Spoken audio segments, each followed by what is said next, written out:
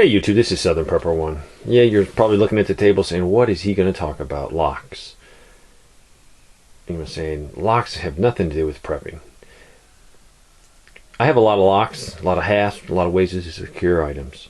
The reason is, in a worst case event, there's definitely going to be more people wanting to steal, more people with a need.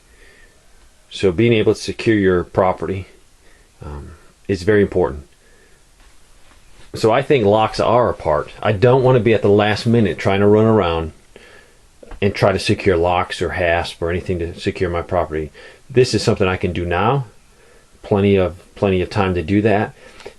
And what I do is I look at flea markets and garage sales. I'm not going to go out and spend $5 on a hasp when I can buy them for 50 cents to $1 at the flea market or a garage sale. So that's what I do. You might say, why do you need these things? Well, I have 2 chicken coops. Right now I don't really secure them. One day I might want to secure them. If I don't have that hasp, it's going to be hard to secure them. Or I might have to secure my neighbor's property.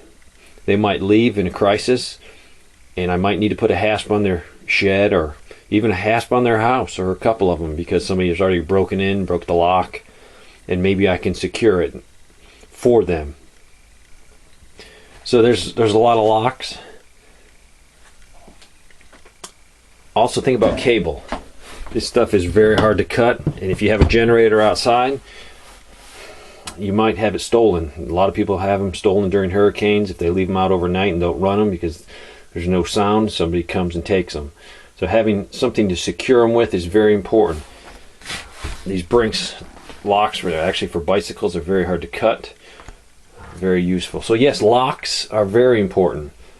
You might also live in an area where your neighbors have fencing and they don't lock their gates. If they're not home in a crisis, you might want to throw a lock on it just to make your property more secure. That way you know if someone has come through here, because yes, anybody can cut these locks. But at least if you find a cut lock, that you know someone's come through the area. I also have a lot of cable, and I have the means to make nice little roadblocks if I need to secure my road and I don't have a gate or a fence, something I can use. So think about it. Yes, these are not like a priority item you need to run out tomorrow and buy, but when you're at a flea market, when you're at a garage sale, pick up some extra locks. I'm inventorying mine. We have a logistical coordinator. That's a fancy name for someone that loves paperwork and numbers. And I'm just making an inventory of all of my resources that are directly related to prepping. And I would put this in a category. Yeah, it's not your top, it's not food, water, but it does go in part of that security and making sure your shelter is secure. You might even have to secure inside rooms.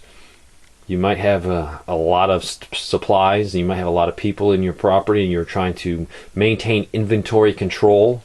So a simple hasp on the pantry door will definitely make that honest person be a lot more honest. He won't sneak in there at 1 o'clock trying to get a cookie or get something extra.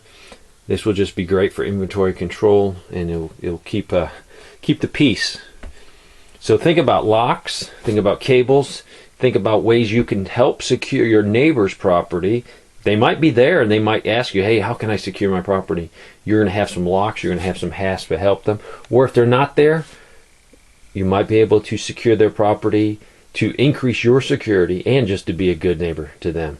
So do you have any locks? If you don't, put it on your list. Don't go out and buy them all tonight, but look at garage sales and look at flea markets. Thanks for watching.